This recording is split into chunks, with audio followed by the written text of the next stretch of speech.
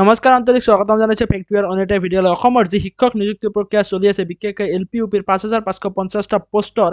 এগেইনষ্টত যি আকৌ এনআইএছৰ কেণ্ডিডেটসকলে কেছ কৰিছে আৰু এই কেছৰ আজি এটা হিয়াৰিং ডেট আছিল আৰু এই হিয়াৰিং ডেটত কি আহিল প্ৰাৰ্থীখিনিয়ে জানিব বিচাৰে যে হোল্ড হৈ যাব নেকি গোটেইখিনি বস্তু আপোনালোকক এই ভিডিঅ'টোৰ জৰিয়তে জনাবলৈ যত্ন কৰিম লগতে আপোনালোকৰ কেছটোৰ কি অৰ্ডাৰ আহিছে না আহিব আপোনালোকৰ ডেট এক্সটেণ্ড গোটেইখিনি জনাবলৈ যত্ন কৰিম ইয়াতে আপোনালোকে যদি নিজে চাব খোজে মই আপোনালোকক স্ক্ৰীনত দেখুৱাই আছো আপোনালোকে এই ৱেবছাইটটোলৈ গুচি যাব আপোনালোক গুৱাহাটী হাইকোৰ্টত আপোনালোকে ইয়াতে কেছ টাইপটো সিলেক্ট কৰিব লাগিব আপোনালোকৰ যেটো কেছ টাইপ আছে ইয়াতে যদি আপোনালোকে চাই আপোনালোকে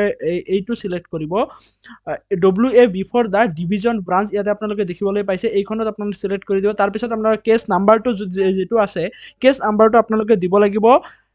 0000345 লগতে আপোনালোকে ইয়াৰ দিব লাগিব 2025 ইয়াতে যদি আপোনালোকে লিখি দিয়ে তাৰ পিছত আপোনালোকে এই যেটো ক্যাপচাৰ আপোনালোকে দেখিবলৈ পাইছে ইয়াতে লিখি দিব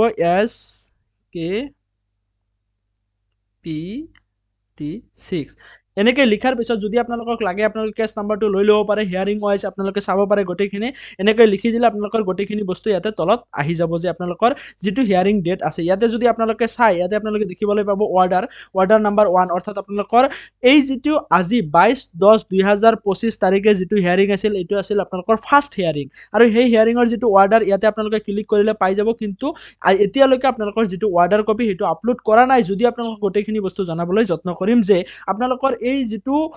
22/10/2025 তাৰিখৰ এনআইএছৰ কেণ্ডিডেটৰ যেটো হিয়াৰিং ডেট আছিল এই হিয়াৰিং ডেটত আপোনালোকৰ নেক্সট এটা হিয়াৰিং ডেট দিয়া হৈছে আপোনালোকৰ একো জাজমেন্ট দিয়া হোৱা নাই একো অৰ্ডাৰ দিয়া হোৱা নাই আপোনালোকৰ নেক্সট হিয়াৰিং ডেট দিয়া হৈছে 24/10/2025 অৰ্থাৎ আপোনালোকৰ 24 তাৰিখে আৰু এই কেছৰ এনআইএছৰ কেছৰ হিয়াৰিং হ'ব তো এতিয়া কথাটো হল যে এই যে এনআইএছৰ কেছ আকৌ কৰিলে আপোনালোকৰ যেটো আপিল কৰিলে এই আপিলত আপোনালোকৰ যেটো 5550টা পোষ্টৰ ৰিক্ৰুটমেন্ট প্ৰক্ৰিয়া আছে বা এপইন্টমেন্ট দিয়া হেতু হোল্ড হ'ব নেকি বহুতে জানিব বিচাৰে তো আপোনালোকক ভালকে কৈ আছো যে আপোনালোকৰ যিখিনি কেণ্ডিডেটৰ ফাৰ্স্ট প্ৰভিজনাল মেৰিট লিষ্টত নাম আহিছে তথা আপোনালোকৰ যিখিনি